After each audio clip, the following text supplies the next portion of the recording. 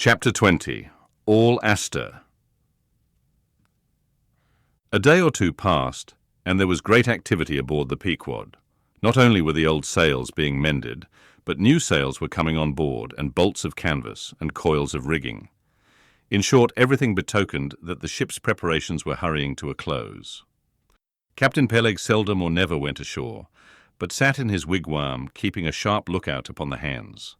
Bildad did all the purchasing and providing at the stores, and the men employed in the hold and on the rigging were working till long after nightfall.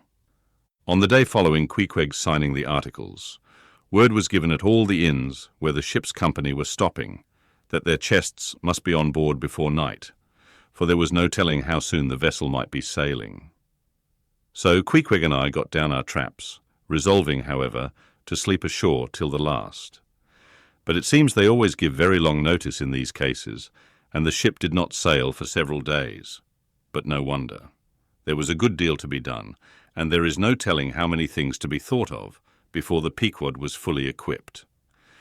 Everyone knows what a multitude of things, beds, saucepans, knives and forks, shovels and tongs, napkins, nutcrackers and what not, are indispensable to the business of housekeeping. Just so with whaling, which necessitates a 3 years' housekeeping upon the wide ocean, far from all grocers, costermongers, doctors, bakers, and bankers. And though this also holds true of merchant vessels, yet not by any means to the same extent as with whalemen. For besides the great length of the whaling voyage, the numerous articles peculiar to the prosecution of the fishery, and the impossibility of replacing them at the remote harbours usually frequented, it must be remembered that of all ships, whaling vessels are the most exposed to accidents of all kinds, and especially to the destruction and loss of the very things upon which the success of the voyage most depends. Hence the spare boats, spare spars, and spare lines and harpoons, and spare everythings almost, but a spare captain and duplicate ship. At the period of our arrival at the island, the heaviest storage of the Pequod had been almost completed, comprising her beef, bread, water, fuel, and iron hoops and staves.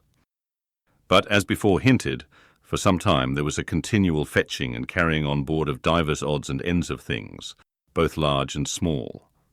Chief among those who did this fetching and carrying was Captain Bildad's sister, a lean old lady of a most determined and indefatigable spirit, but withal very kind-hearted, who seemed resolved that, if she could help it, nothing should be found wanting in the Pequod, after once fairly getting to sea.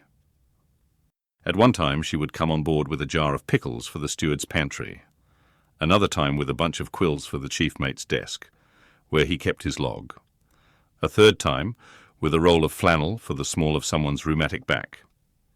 Never did any woman better deserve her name, which was Charity, Aunt Charity, as everybody called her.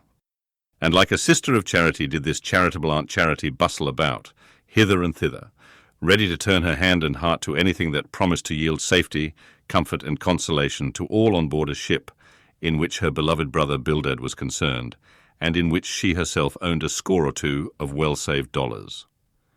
But it was startling to see this excellent-hearted Quakeress coming on board, as she did the last day, with a long oil ladle in one hand, and a still longer whaling lance in the other. Nor was Bildad himself nor Captain Peleg at all backward. As for Bildad, he carried about with him a long list of the articles needed, and at every fresh arrival down went his mark opposite that article upon the paper. Every once in a while Peleg came hobbling out of his whalebone den, roaring at the men down the hatchways, roaring up to the riggers at the masthead, and then concluded by roaring back into his wigwam.